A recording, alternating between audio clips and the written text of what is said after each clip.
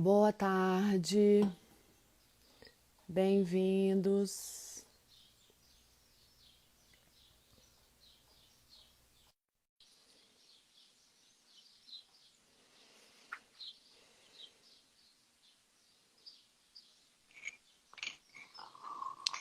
Boa tarde, Boa tarde, Júnia. Tudo bom?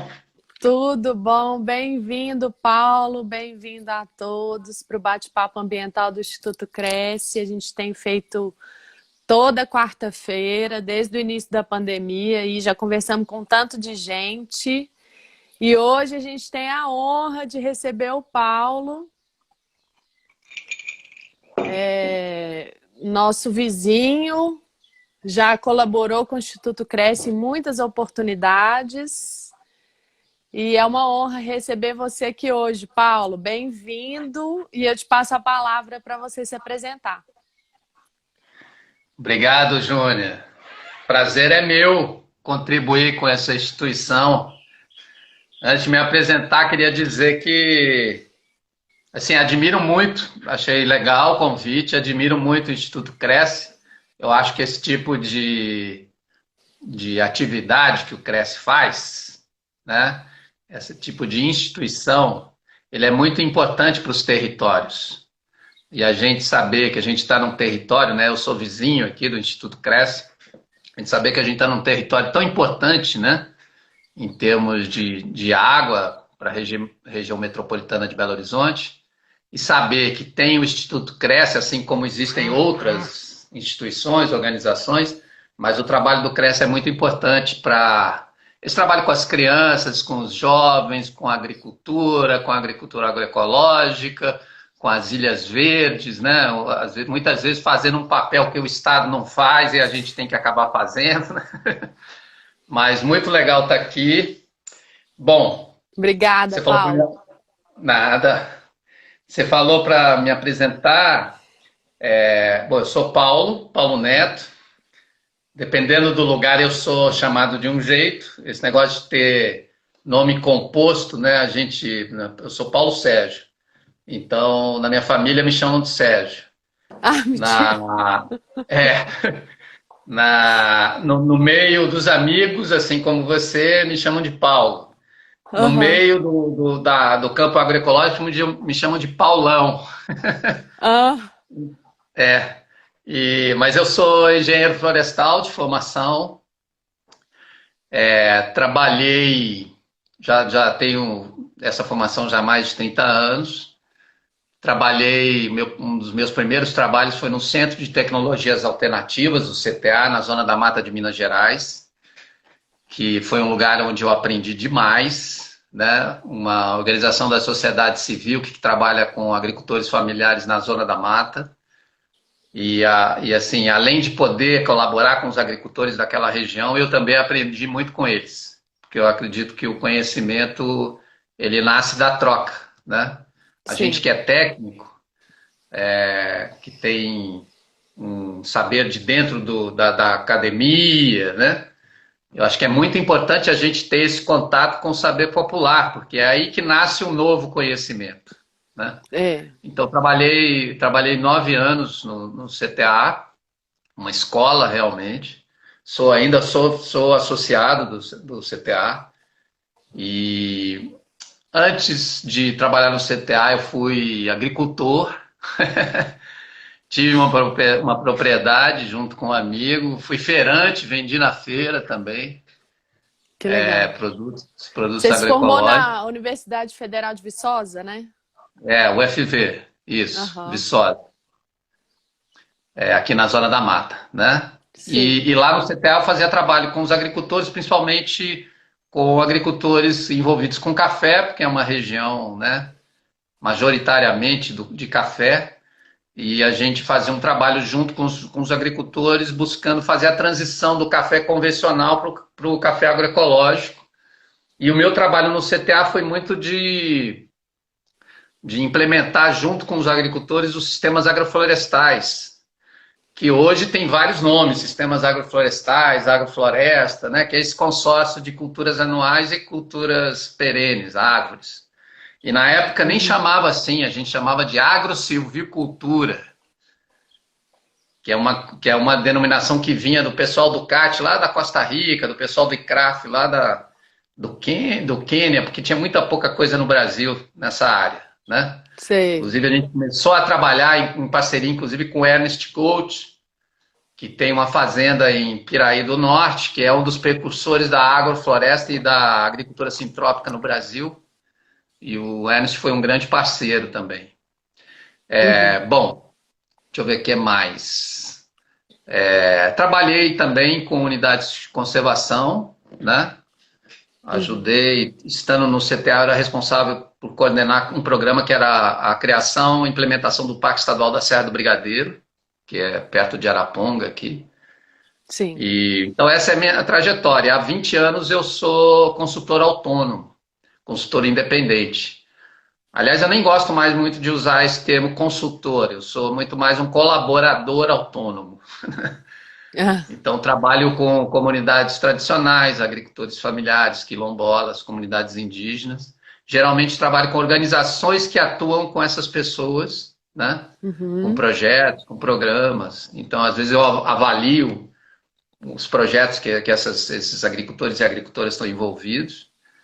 E às vezes sistematizo também as experiências deles, às vezes faço avaliação, às vezes faço um estudo. Agora, recente, estou trabalhando com uma metodologia de análise de agroecossistemas lá no semiárido. A gente acabou de fazer um trabalho no semiárido baiano e vamos começar agora um trabalho na rede de artéria Nordeste, lá no Nordeste. Envolve vários estados do Nordeste. Bom, é isso, assim, em poucas ou muitas palavras. Muitas palavras. Legal demais, Paulo. Como diz a Camila, o dinossauro da agroecologia, né? No tempo que Então, eu até falei isso com Camila, no tempo que a agroecologia não existia esse nome agroecologia, né? uhum, Eu sempre digo, a agroecologia hoje tem esse nome de agroecologia, mas uhum, essa agricultura de base ecológica, ela já é feita mesmo antes dos portugueses chegarem no Brasil, né? A gente pensando só no território brasileiro, porque os índios já faziam, né, os sistemas circulares de apete, que era consórcio de plantas, quer dizer, já era uma uhum. forma de pensar, não, de praticar a agricultura considerando a natureza como um aspecto importante e os recursos naturais, porque eles dependem disso, né, da terra viva. O índio tem muito Sim. essa percepção. Mas aí, quando a gente começou a trabalhar na época era agricultura alternativa, né? Parece até coisa assim, né? Do Raul Seixas, até falei isso para É. Camila. Agricultura alternativa. Tanto que tinha os encontros estaduais e nacionais de agricultura alternativa na época. E esse negócio acabou, né, evoluindo e tal, criando corpo e virou uma ciência, que é a agroecologia. Uhum. Muito legal isso, Paulo, porque você falou duas coisas que eu acho muito interessantes, que é a forma como os índios lidam com a terra, né? Porque o índio entende culturalmente que a terra é um ser, né? Lida com o planeta Terra, com os elementos da natureza, como se fossem elementos vivos realmente, né? Diferente do que o branco, né? Não tem lidado dessa forma, né? A gente lida com os elementos como se eles fossem apenas minerais. Por exemplo, a água é um mineral, não tem vida própria, né? A terra não tem vida própria e o índio já entende isso de uma forma diferente. Acho esse aspecto muito interessante para a gente analisar, porque se a gente for analisar a fundo mesmo e olhar para o aspecto, a gente vai ver que os índios realmente têm razão, né? Porque a terra, ela é viva. Né? Tem até uma imagem, eu gosto muito dessa imagem, que é uma imagem que a NASA fez de fora da Terra, né? E filmando a Terra a longo prazo, e dá para ver a Terra pulsando, né? Então você vê que o planeta todo realmente pulsa, ele respira, né? E os índios é interessante porque assim, não é só o aspecto terra produtiva, né? Eles estão conectados com com outro nível e outras esferas, quer dizer, observam Sim. muito os ciclos da natureza, que envolve não só a ciclagem do nutriente das plantas ou Uhum, o curso d'água, mas uhum. a energia e o ciclo do cosmos, né? Então, que é uma coisa que muitos agricultores familiares absorveram da cultura indígena, essa coisa de olhar para a lua que vai plantar, que lua que vai colher a batata, né, ou a raiz, ou que lua que vai colher ou cortar um bambu para não cair no chá, quer dizer, tem toda uma ciência que é uma ciência popular, que é isso que eu disse no começo, né? Que é muito importante a gente valorizar e dar evidência a esse conhecimento popular, porque ele é ancestral, ele é muito importante. A gente não pode relevar isso, né? Afastar esse tipo de conhecimento. Muito pelo contrário, se a gente quiser evoluir, a gente tem que olhar para esse conhecimento, né? E felizmente a gente tem no campo científico e acadêmico e da educação formal, a gente tem alguns centros trabalhando com a agroecologia hoje no Brasil, muito importantes. Em Viçosa mesmo, onde eu me formei, tem, né, um curso de agroecologia e tal. Essa coisa do saber popular, tradicional. Muito legal. Bom, então, eu acho que eu queria falar um pouco, que você falasse, né, na verdade, sobre essas culturas tradicionais, né? Vamos tentar estender um pouco isso, assim. Então, quais são esses aspectos realmente que você olha? Você já falou um pouco, né, de olhar um pouco da cosmologia, né, que é olhar a lua, olhar, enfim, esses aspectos que as comunidades tradicionais ensinam. Conta aí uns casos aí pra gente. O que que você já aprendeu com as comunidades tradicionais? O que que você acha que é importante? Por que que é importante valorizar esse conhecimento? Você já começou a falar um pouco, mas se você puder falar mais um pouquinho, acho legal. Aham. Bom, assim, o que eu acho importante, eu já, como eu disse, aprendi muita coisa nessa trajetória, né? E quanto mais, acho que é Paulo Freire que disse isso, né? Que quanto Aham. mais a gente aprende, mais a gente percebe que pouco a gente sabe, né? Que Não mais a sabe gente nada. tem a aprender, né? E essa é uma coisa que eu carrego comigo na minha trajetória, não só profissional, mas pessoal. E aprendo demais, tomo umas trauletadas também, né? Lembrei até Normal. de uma que faz um tempo atrás, eu estava fazendo um trabalho onde foi? No semiárido. Estava fazendo avaliação de um projeto Sertão, eu acho, financiado pelo FIDA, que é uma agência de financiamento da ONU, né, da Organização das Nações Unidas. Aham. E eu e um outro colega, que inclusive faleceu o mês passado, o Alexandre Menezes, a gente estava fazendo avaliação de um projeto que envolve o semiárido nordestino ali, e eu estava visitando uma agricultora, uma senhora, e ela foi me mostrar o plantio de feijão dela. E o feijão já tinha brotado e estava assim, começando, né? Já estava com as folhas e tal, mas já estava começando a sentir a seca, porque as chuvas não tinham caído ainda. Ele estava vindo Uhum. com a pouca umidade que tinha no solo.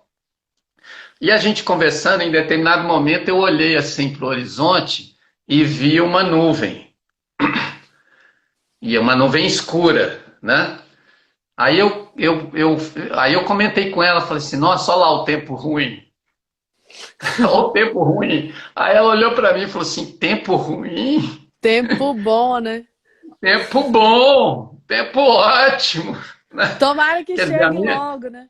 É. são expressões que a gente vem carregando, né, da nossa história. Quer dizer, eu fui um cara que nasci em São Paulo, né, que a chuva muitas vezes ela significa transtorno, porque a cidade impermeabilizada, né, como a maioria das grandes cidades impermeabilizadas, a chuva cai e aquele transtorno danado, porque é enchente e tal. Então a chuva é sempre uma ameaça e não uma coisa divina que vem dos céus para trazer vida para a gente, né?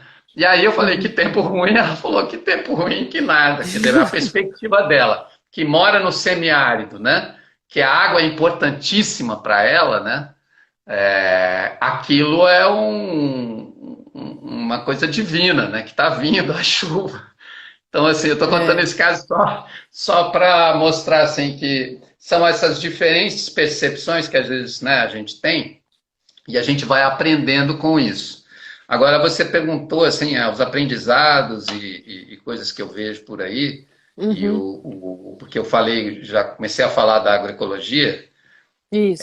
Eu acho que é importante, assim, o que eu percebo, sem falar assim, de coisas específicas, mas mais no geral, que eu acho que é uma coisa que a agroecologia traz, não só a agroecologia, mas os outros tipos de produção, orgânica, agricultura sintrópica, agrofloresta, agricultura biodinâmica, todas são agriculturas que trabalham com uma base ecológica, ou seja, né, o respeito aos ciclos naturais, né, o respeito à vida e o respeito à natureza. E trabalhar com esses ciclos naturais e respeitar o tempo da natureza. Então, esse é um grande aprendizado. Agora, a agroecologia, eu estou trabalhando com agricultores familiares que estão fazendo processo de transição agroecológica para a agroecologia, que esses são princípios, inclusive, da agroecologia, me trouxeram uma série de aprendizados. Um deles, que não tem como a gente pensar numa agricultura sustentável, se a gente não pensar que essa agricultura tem que ser de base familiar, com mão de obra familiar, que valorize a autonomia da gestão, que as famílias tenham autonomia na gestão da produção, na gestão, autonomia na gestão do beneficiamento e da comercialização, né? Esse é um aspecto.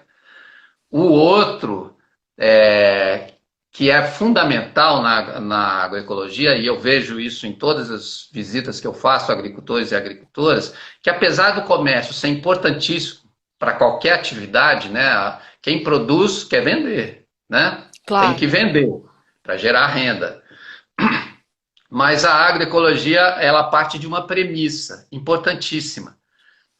Antes do mercado, o mais importante é a soberania e a segurança alimentar. Ou seja, as famílias têm que produzir alimento para elas, para a sua subsistência, né? Que é diferente da agricultura empresarial e da agricultura capitalista, né? Se a gente for ver usar esse termo, agricultura capitalista e empresarial, que não está muito preocupado em produzir alimento. A questão é produzir lucro. Lucro, né? Isso está muito claro se a gente for ver agora essa coisa do arroz, né? Tá esse negócio, o arroz foi para quanto? 40, sei lá, 30 e tantos reais o saco do arroz, né? E aí o governo brasileiro vai e diz assim, não, o preço subiu porque o real está desvalorizado, né? Então fica melhor para os plantadores de arroz exportar o arroz para a China. Quer dizer, isso já é uma distorção, né? Você está produzindo alimento para alimentar um outro povo. Não que esse povo não precise ser alimentado, né? Mas a prioridade qual é? É o povo brasileiro ou não? E que tem uma cultura de produção de arroz tradicional, né? No país deles, né? A gente vai daqui mandar arroz para lá. Exatamente. Eu fiz um trabalho no Guiné-Bissau, na África, na década de 90, não foi um trabalho, eu fui participar de um workshop sobre diagnósticos rurais participativos e a gente fez uma inserção nas comunidades lá. E aí, assim, eles têm uma tecnologia de produção de arroz em Guiné-Bissau incrível, porque lá os solos são salinificados, por conta do mar que entra para dentro dos rios, né? Sim. E aí eles fazem um sistema de drenagem das áreas para plantar o arroz com árvore oca e fazem essa drenagem para evaporar o sal e poder produzir numa terra salina. E é uma tecnologia antiquíssima e super inovadora, né? Parece uma contradição, mas não. Tanto que os chineses, quando eu estava lá, os chineses estavam indo visitar eles para conhecer a tecnologia de drenagem. Os chineses que são milenarmente, né, conhecedores da produção do arroz, né? Tem uma cultura aí antiquíssima. Exato.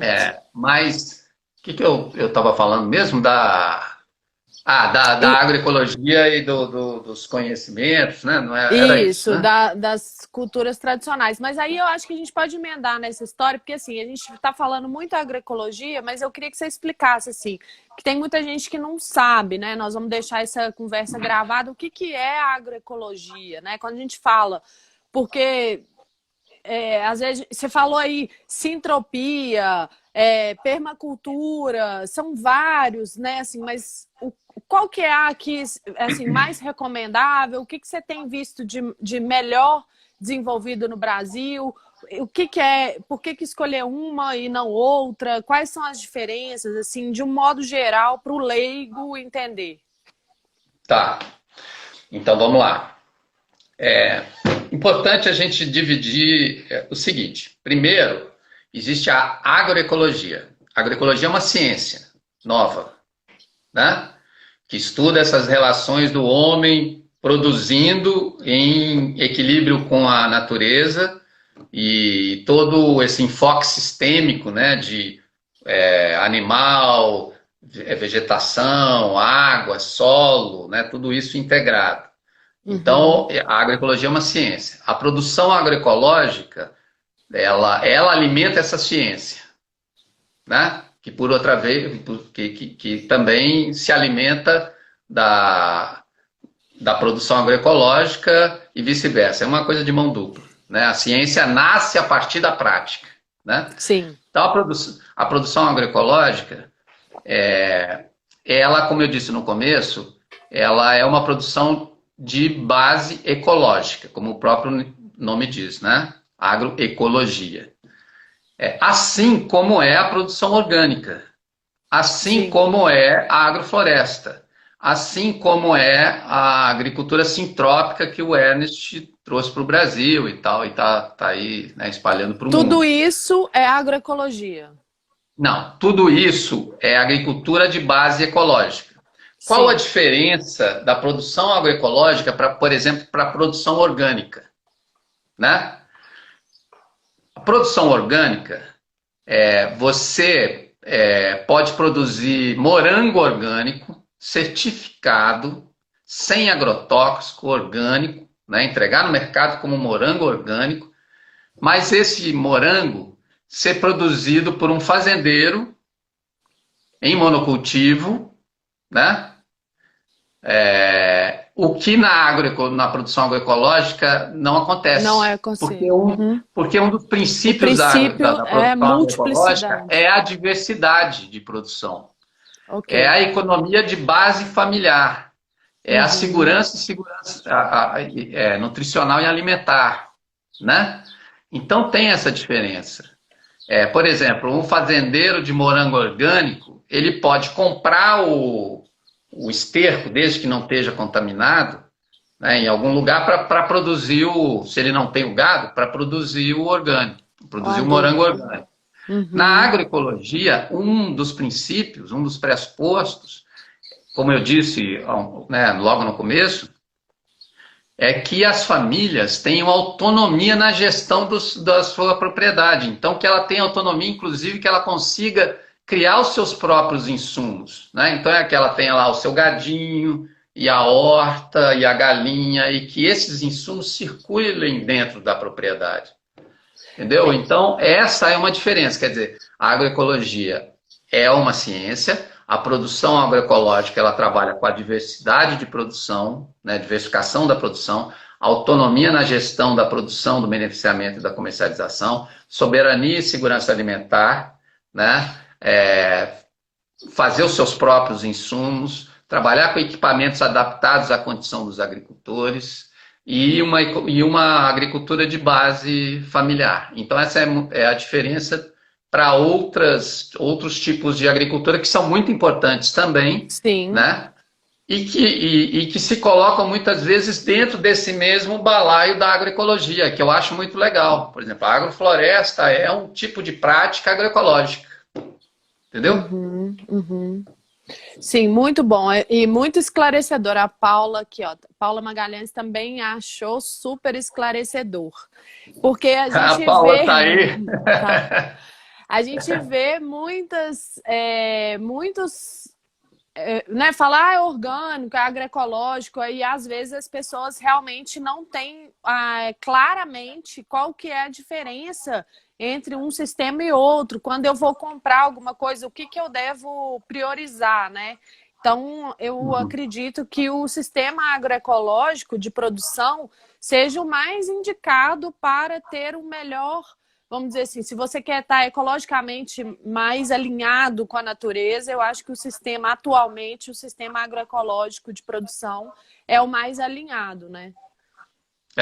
Principalmente porque, além desses aspectos todos que eu falei, é uma produção que prioriza que eu já, inclusive, conversei isso com Camila quando a gente fez né, a live lá com o Inove, que prioriza os circuitos curtos de comercialização, né?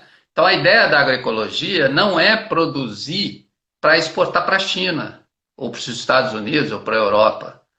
É para você fomentar a economia dos territórios locais. Local. Então, você trabalhar com circuitos curtos de comercialização. A ideia não, né? Quando o agricultor está inserido o agricultor agroecológico está inserido no seu território, participando de uma cooperativa de produção ou de uma associação, né? E vende esse produto via cooperativa, seja pro Programa Nacional de Alimentação Escolar, o PNAE, por exemplo, Uhum. que é um programa fantástico, né? Que estão detonando, que esse governo está acabando com isso. Mas é um programa fantástico. Então, quando a produção agroecológica está desenvolvendo e fomentando a economia local, ela está desenvolvendo os territórios locais. Então a gente sai dessa armadilha de produzir para enriquecer, porque isso, a gente for ver a história da humanidade é isso, né? Você produz para enriquecer o outro, né? Eu lembro que quando eu tive na África, que eu estava falando de Guiné-Bissau, Uhum. não foi na África. Foi uma outra viagem que eu fiz para a Índia, a trabalho também, e eu estava com um técnico do Instituto de Pesquisa de Santa Catarina, e a gente foi para a Índia, para um workshop, e depois passamos em Londres, que a gente tinha uma reunião lá com uma parceira nossa, que trabalhava junto com a gente aqui no Brasil. E esse técnico, né, depois que a gente esteve na Índia, chegamos em Londres, ele virou para mim e falou assim: tá vendo, Paulo, isso é que é desenvolvimento, não aquela pobreza que a gente viu lá na Índia. Aquilo bateu na minha cabeça, assim, como assim, gente, como é que não percebe que muitas vezes, né? Primeiro que ele não conseguiu enxergar a riqueza que a gente viu na Índia, né? É claro que tinha miséria também e a gente viu a miséria, mas ele não conseguiu perceber que a miséria que ele chegou a ver, ela foi produzida pela riqueza que foi gerada na Europa, né? A Índia é um país que foi colonizado pelos ingleses, né? E a gente estava no colonizador. Então, essa dificuldade das pessoas perceberem, eu estou falando tudo isso para dizer assim, de como que a agroecologia, muitas vezes quando me perguntam, essa pergunta que você me fez, né, Júnior, assim, o que é agroecologia? Para mim, a agroecologia é a vida para o futuro. Por quê? Assim, eu estou traduzindo de uma forma bem simples. Por Claro. quê? Por quê? Porque a gente está falando na profissão mais antiga do mundo. Mais antiga não, talvez mais antiga e mais importante do mundo, do planeta Terra, que é Da a produção de agricultura, alimentos. que é a produção de alimentos, porque sem alimento a gente não vive, né? Ele é o nosso combustível, né? Só que a gente tem que entender que tipo de alimento que a gente quer, né? A gente quer produzir comida de verdade e alimento para as nossas crianças, para os nossos jovens, para os nossos territórios, ou a gente quer enriquecer a indústria de alimento, né? Ou enriquecer os atacadistas que muitas vezes vivem desse movimento, né, de produção e distribuição para enriquecer outros países. Eu estava falando do arroz, para mim é um caso clássico isso que a gente está vivendo agora, e no final acabou que eu não dei continuidade. A questão do arroz. Todo mundo aí dizendo, não, mas o arroz aumentou e tal, e o governo dizendo, não, é porque como ficou, o real perdeu o valor, fica mais fácil agora para quem produz arroz Mandar para entregar fora. para fora, né? Isso já é, primeiro que isso já é uma distorção. E a outra falácia é que o arroz aumentou porque as pessoas ganharam como é que chama? O auxílio emergencial de R$ 600 e passaram aumentou a demanda, né, por arroz e aí aumentou o preço. Isso é mentira. Isso é mentira. O arroz, o que aconteceu? O governo, o Estado, ele tem que ter sistemas regulatórios de produção, né? Porque se aumenta demais a procura ou a oferta, você tem que ter o estoque para você regular esse preço, né? No último ano, o Brasil fechou 27 armazéns que armazenam alimento. O que significa isso? Mexeu nos estoques reguladores. Quem que ganha com isso? São os grandes atacadistas, né? Porque o agricultor, quando produz o arroz e ele precisa vender ou ele precisa armazenar, não tem mais onde armazenar. Quer dizer, não é que não tenha, tem, mas caiu demais a capacidade de armazenamento no Brasil. O ano passado, eu estava olhando uns dados, o ano passado eram 11 milhões de toneladas de alimento estocado. De alimento não, de arroz. Esse ano, 21 toneladas. Quer dizer, caiu de 11 milhões para 21 toneladas. Por quê? Porque essa ideia de que o mercado regula tudo. Na verdade, não é que o mercado regula tudo, é o mercado que ganha tudo, né? Porque o agricultor vai perder com essa história. O agricultor e a gente perde, né, Paulo? Quem come, né? Todo mundo que come, que compra arroz ou que compra qualquer tipo de comida, assim, a gente perde muito, porque assim, vou comprar então arroz de onde? Da China? A gente vende o nosso para eles e eles vendem o deles para a gente. Não faz sentido nenhum. E é isso que está acontecendo, né? É isso que a gente tá passando. E não é só uma situação conjuntural atual, ela é meio histórica, porque o plantio de arroz no Brasil a área plantada em arroz caiu 40% nos últimos anos. Por quê? Por causa do sistema produtivo que a gente tem hoje, né? Quer dizer, você prioriza commodities, soja, pecuária, cana, e ocupa a área de agricultores que poderiam estar produzindo arroz. O Maranhão era o maior produtor de arroz. Ontem eu estava olhando, participando de uma palestra, um seminário, um seminário promovido pelo MPA, Movimento dos Pequenos Agricultores, e estava lá um cara da Holanda, o Plug, que é um grande pesquisador, e o Paulo Petersen, que é um colega nosso, que eu estou trabalhando com ele, inclusive, lá no Nordeste agora. E o Paulo falou exatamente isso, né? Que essa questão do arroz é um absurdo que a gente está vivendo. Quer dizer, reduz a área. O Maranhão está reduziu, era um grande produtor de arroz, não produz mais arroz, porque agora é o commodity. Então, isso tem a ver com o sistema de produção que a gente está desenvolvendo no Brasil, né? Por isso que é muito importante essas iniciativas da agroecologia, que acabou, que passou esse limite da ciência e se transformou num movimento sociopolítico e socioambiental, né? A gente tem que sair, só que a gente tem que dar escala para essas coisas. Porque se a gente for ver, né, o recurso, e isso não é exclusividade desse governo, é isso de vários governos, quer dizer, o recurso para a agroecologia, geralmente ele é uma moeda, e o recurso para o agronegócio, né, é um banco.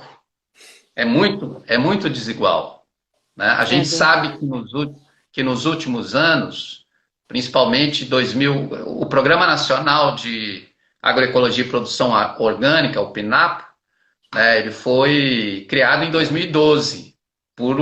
É claro que você tinha um governo na época que estava sensível para isso e tinha também um movimento social muito atuante e conseguiu formatar, né, esse programa. Só que agora essas coisas estão todas sendo colocadas em risco, né?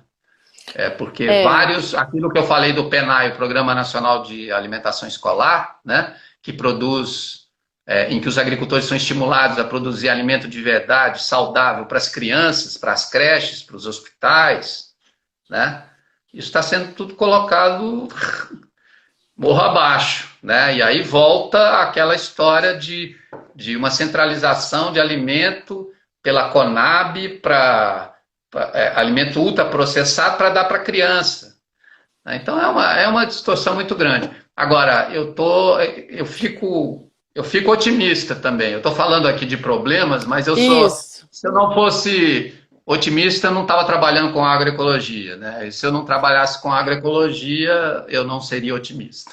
Eu acho que a gente já avançou muito, né, Paulo? Se a gente for pensar aí, você que viu, né, esses últimos 30 anos dos avanços que a gente teve em relação à agroecologia, né, ao desenvolvimento da agricultura, né, de modo geral, assim.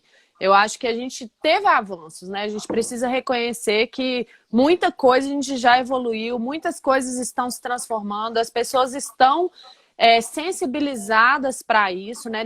A gente já tem consciência assim nas cidades que a gente não quer comer agrotóxico, por mais que a gente às vezes ainda ache difícil, né, achar o alimento, cadê o alimento que não tem agrotóxico, onde que ele está, onde que eu encontro esse alimento, e às vezes tem essa dificuldade de ser um pouco mais caro e tal, mas a gente já está no movimento de buscar isso, né? A gente já está nas cidades, né, eu digo, de buscar alimentos orgânicos, agroecológicos, né, que são alimentos que tratam bem a terra, ou enfim, né, que tenham todos esses princípios aí que você está trazendo para a gente. A gente já percebe o movimento da sociedade em direção a esse caminho também, né?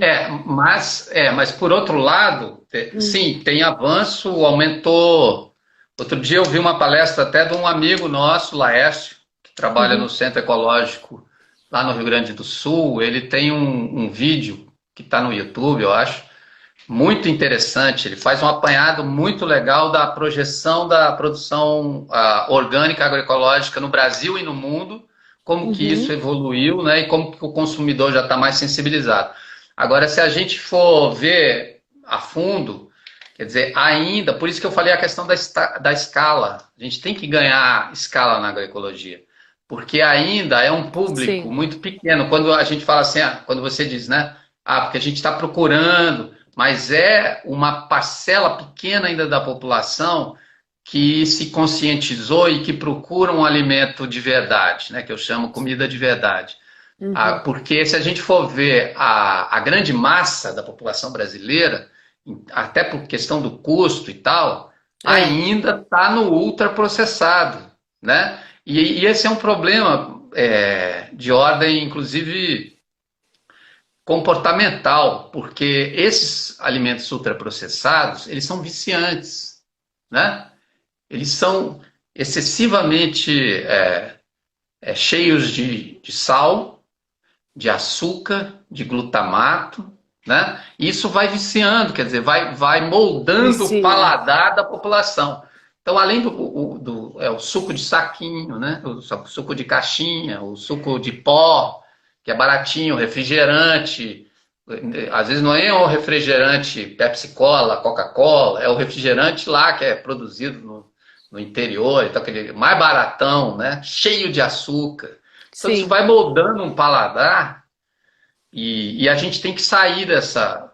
Por isso que a gente tem que ganhar a escala na agroecologia para mudar esse hábito. E aí a importância de a gente fazer essa relação entre agricultura e consumidor, né? Estreitar esses laços, mostrar a importância da agricultura. Isso eu disse lá na live com Camila. Eu acho que a pandemia, acho não, né? Tenho Ajudou certeza. isso. A pandemia ela ajudou as pessoas a valorizarem algumas coisas, entre elas a alimentação, né? Uhum, concordo. E aí você tem uma série de iniciativas que estão rolando aí, né? De, ó, produz orgânico, tem um coletivo tal que produz orgânico, estamos disponibilizando, entre né, no nosso Instagram e tal. Blá, Sim. blá, blá. Então essas são iniciativas muito importantes, porque a gente sai desse métier do produtividade por área, agrotóxico, porque esses caras que produzem desse jeito, eles não estão preocupados com quem vem depois, não. Porque o negócio é que nem mineração, né? É extrair, terminou o minério, sai dali e vai para outro lugar. Tchau. É. É agricultura extrativa, né? Você vai lá, produz a soja, detona com a água, detona Solo. com o sol, acabou. Não produz mais, não tem mais produtividade por área. Larga essa área para lá, compra outra e vai detonar outra. Então, eu estou preocupado se aquilo que a gente falou logo no começo da live, né, dos índios. Os índios, a terra, para eles é sagrada, porque é dali que eles tiram o alimento, né? Dali que eles tiram a sobrevivência, dali que eles alimentam a alma, né? Uhum. Então a gente tem muito que aprender com esse pessoal. Eu concordo. Paulo, a gente tem mais dois assuntos que eu queria comentar, que é, primeiro, que você falou que você trabalha também com unidade de conservação, né, com as populações do entorno das unidades de conservação, principalmente. E, assim, a gente vê, isso tem uma discussão na academia muito grande em relação a essa questão da exclusão, porque a gente adotou o modelo americano, né, de criação de unidade de conservação no Brasil, onde a gente tira o homem da terra, né, da terra protegida, e aí a gente fala assim, não, essa terra aqui tem que ficar intocada, protegida e tal, e o homem ele é totalmente excluído, né, da terra. E ao passo que existem outros modelos no mundo, por exemplo, o modelo na França, que as unidades de conservação permitem, as áreas protegidas permitem que existam pessoas que moram, né? Isso é uma questão que dificulta muito, né? Assim, a manutenção, o aumento de áreas protegidas no Brasil, porque a gente tem essa questão da desapropriação da terra, né? Tem toda uma questão em relação a isso. Então, eu queria que você comentasse um pouquinho aí sobre o seu trabalho, como é que você tem feito esse trabalho aí com as populações no entorno das unidades de conservação e também se a gente conseguir trazer um gancho para o movimento Feche Eu Cuido, porque eu acho que esse trabalho, esse trabalho seu, não sei como que se isso tem relação, mas eu percebo que a gente tem uma relação muito forte com isso, né? Porque a gente está aí há 8 anos buscando a expansão de uma estação ecológica que garante água para 28 bairros na região centro-sul de Belo Horizonte, né? São mais de 200 mil pessoas que são abastecidas pela água dessa unidade de conservação. Então, queria que você comentasse um pouco sobre tudo isso, assim, dessa questão das unidades de conservação, movimento Feche Eu Cuido. Uhum. Tá, legal. Esse é um assunto que eu também gosto. É muito bom, né? Para chegar no movimento Feche Seu Cuido, que eu esqueci de dizer que eu sou militante do movimento Feche Seu Cuido Pois junto com é, hoje eu tô até você, de né? camiseta, ó. Feche Eu Cuido.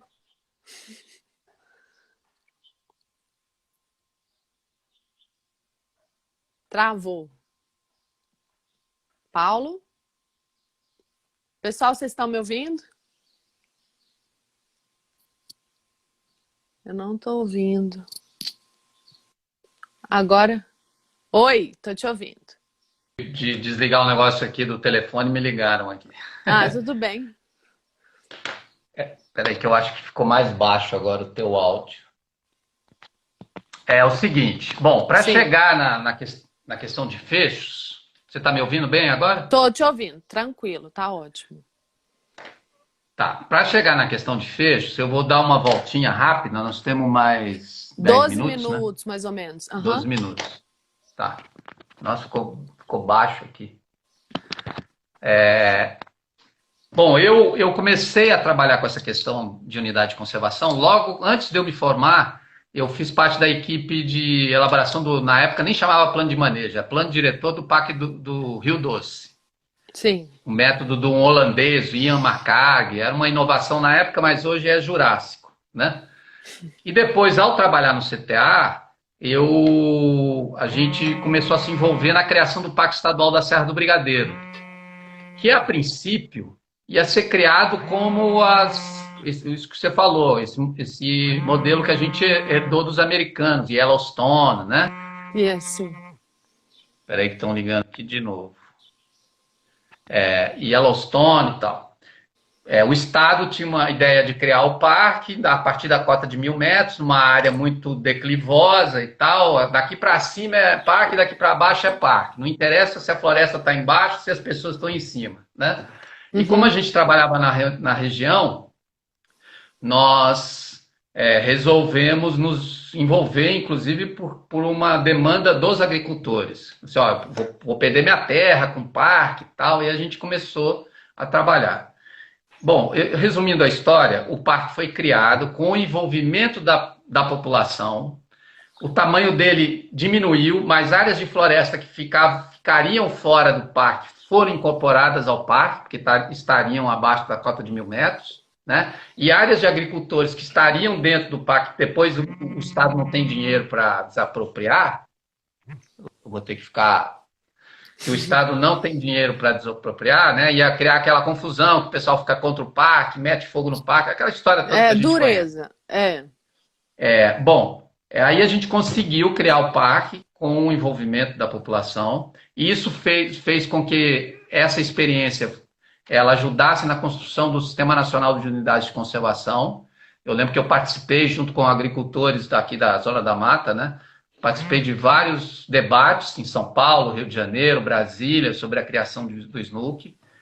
E depois eu me envolvi em alguns trabalhos no entorno de unidades de conservação por conta dessa nossa experiência lá no CTA, né? Eu fiz um levantamento para o Fumbio, que é uma instituição sem fins lucrativos do Rio de Janeiro, que ia lançar um edital de apoio a projetos no entorno de unidades de conservação de proteção integral. E aí eu e a Nurit Ben-Soazan, que é uma pesquisadora lá de Brasília, a gente fez um levantamento em 10 unidades de conservação de proteção integral no Brasil. 5 parques nacionais, acho que 2 rebios e 3 parques estaduais. E aí a gente foi visitar os projetos no entorno e conversar também com os gestores das unidades e tal. O que a gente viu desse trabalho, né? A importância de você ter iniciativas geradoras de renda e produtivas no entorno dessas unidades, né? Porque se você tem a miséria ou uma atividade, mesmo que gere uma riqueza, que não é riqueza, que é esse negócio do commodity para fora, que a gente estava falando, né? No entorno do parque, você tem problema para dentro do parque. Então essa é uma grande conclusão, né? O que acontece no entorno reflete para dentro da unidade, né? Inclusive isso foi uma coisa que, quando eu comecei a trabalhar com o Parque Estadual da Serra do Brigadeiro, o pessoal da universidade me chamou para fazer palestra para os estudantes de biologia na época, e eu lembro que eu falava da importância da participação da população na criação dos parques, e na época, eu acho que isso mudou, mas na época os estudantes de biologia, não, esse negócio não pode acontecer, porque a população vai detonar a área, né? E eu lembro que eu participei de um evento acho que foi São Paulo uma vez, que um deputado estadual de Santa Catarina, ligado ao agronegócio, era uma discussão sobre o SNUC. e o cara falou assim, não, esse negócio de participação em unidade de conservação não pode existir, porque se existir vão detonar. Aí eu peguei o microfone e falei assim, olha, na época eu era bem jovem, né? Meio assim, inconsequente. Aí eu peguei e falei assim, em Minas Gerais tem um jogo... Estão ligando de novo. Em Minas Gerais tem um jogo chamado truco. E no truco tem uma carta que é o 4 de paus, que é o Zap. E eu tô com o Zap na mão porque a gente acabou de passar por uma experiência de criação de uma unidade de conservação com participação da população. E foi muito melhor do que se fosse criada de cima para Sem baixo. participação. Né? Bom, mas aí chegando em fechos, né? Quer dizer, a gente está aí há anos, né, nessa movimento Fechos Eu Cuido, que remete à Estação Ecológica de Fechos, mas a nossa intenção não é só trabalhar a unidade de conservação. É uma unidade de conservação de proteção integral, né, que antes de ser Estação Ecológica era a área de interesse especial por conta da água daquela área, né, dessa região, que é aqui do lado de casa, né, que abastece, como você falou, milhares de pessoas no centro-sul de Belo Horizonte. Então, a nossa intenção de criar o movimento, ela é uma reação ao que está acontecendo na região. É uma região tão importante em termos de água, e não só a água que nasce e passa, que é o córrego Fechos, né, dentro da unidade, mas o que está em volta. Porque é a estação ela está sendo impactada e ameaçada, né, por todos os lados. E um dos lados onde ainda não existe nem uma atividade imobiliária e nem a mineração, apesar da Vale ser a detentora da área, né, que é um entorno, faz parte do entorno da Estação Ecológica, que é uma área que a gente está pleiteando a expansão da Estação Ecológica de Fechos, para a gente salvaguardar e aumentar essa capacidade, né, de conservar uma área que abastece Belo Horizonte de água, né? Então, E que é uma essa área que tem desde potencial de 2005 que a gente está infiltração, nessa né? história, né? Oi? Que é uma área que tem muito potencial de infiltração da água do solo, que é uma água que tem a canga ferruginosa, que tem a formação Cauê, que favorece Exatamente. essa infiltração de água no solo para poder entrar essa água para abastecer o lençol freático e sair na nascente, né? Para Né? abastecer a nossa torneira. E é doido, né, Júnior? Porque assim, se a gente pensar, a capital Belo Horizonte, que está ali embaixo da serra, ela não tem mais capacidade de se autossustentar em água. Ela depende das águas daqui de Nova Lima e de outras regiões, e principalmente dessa formação Cauê, né, desses aquíferos. E aí é importantíssimo da gente garantir esses aquíferos. E as ameaças que existem, né, de indústria, né, a Coca-Cola bombeando água de aquífero, né, as empresas mineradoras, a Vale baixando o lençol freático, a especulação imobiliária, por exemplo, tem a história do Cesul lá pro lado do Alphaville, ali para aquela região, com uma cidade de pessoas, né, bombeando água. Esse é um caminho sem volta, né? O que a gente está vivendo aqui a nível territorial acontece a nível nacional, né? Aquela história aquele estudo do Antônio Nobre, do INPE, dos rios voadores, né? Como está diminuindo o fluxo dos rios voadores, porque a água bombeada da floresta amazônica que bate no Andes e desce para o sul, né, está sendo limitada por conta do desmatamento e da queimada na floresta. O cerrado que comporta água, aquífero, para abastecer 8 das nossas 12 bacias, está sendo dizimado. O que significa isso? O cerrado, 2/3 do cerrado está debaixo da terra. Ele é responsável pela infiltração da água e abastecimento dos aquíferos. Se não tem o cerrado, você planta soja, põe a pecuária, põe a cana, quer dizer, acabou essa infiltração, né? Estava lendo um artigo ontem, em 2040, a demanda por água no Brasil, água potável, vai aumentar em 76%. Agora você imagina, aumentar em quase 80% a demanda por água, numa situação em que os aquíferos estão sendo detonados, nós vamos morrer de sede. Vamos. Esse é o, né? Então, eu acho que assim, esse trabalho que o Instituto Cresce faz, Movimento Feche Seu Cuido, Arcama Serra, né, vários movimentos aqui na região fazem, são importantíssimos, que a gente está falando de sobrevivência da raça humana. Né? Isso é seríssimo. Quando uma menina adolescente vai no Fórum de Davos e dizem vocês estão comprometendo as nossas gerações, ela está certíssima. Aí vem algumas pessoas falar, essa menina não sabe o que está falando porque é uma adolescente. Ela tem muito mais discernimento do que o cara que está metendo o trator e detonando a Amazônia e não sabe que ele vai comprometer os filhos e os netos dele, né? É verdade. Paulo, a gente já está chegando no final. É uma pena, né? Na hora que a gente começa a engatar na conversa boa aqui, acaba. A gente pode depois marcar um próximo bate-papo ambiental, vai ser ótimo. Mas eu gostaria muito de te agradecer sua presença, o seu tempo aqui com a gente. Eu vou precisar encerrar, vou te passar a palavra para você despedir, mas eu preciso encerrar antes que o tempo acabe para eu conseguir salvar. Tem gente perguntando como é que tá a situação. Tá estacionado, tem uma live que eu fiz aí atrás, o bate-papo ambiental com o pessoal do Leia, que eles explicaram exatamente como é que tá estacionado o projeto do Fez Seu Cuido, né? A deputada Ana Paula, que protocolou, né, o processo lá da expansão, mas está estacionado, não está andando, não sei, né, a Câmara está parada com essa história de pandemia, está tudo fechado. Então, a gente precisa realmente pressionar, porque senão BH fica sem água, né? A gente precisa pressionar. Mas, Paulo, passo a palavra para você. Muito obrigada. Obrigada a todo mundo que assistiu a gente. Vou deixar gravado. Tá.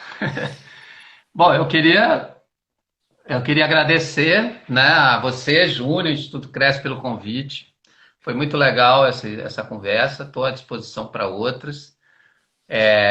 Eu sempre digo que eu sou otimista na fatalidade, porque eu acho que a gente está indo para o extermínio mesmo, mas isso não significa que a gente tem que ficar parado, né? Eu acho que isso faz parte do ciclo da natureza. Tem muitas espécies, os dinossauros passaram por aqui e já foram, né? Eu acho que a nossa passagem tem que ser a mais prazerosa possível, né? Então, eu acho que o nosso trabalho, de cada um, de quem está ouvindo, de quem está, né, nos territórios, é de fazer desses territórios, transformar a vida nesses territórios, né? E tem um poeta, Antônio Machado, um poeta espanhol, que diz que o caminho é a projeção do caminhar.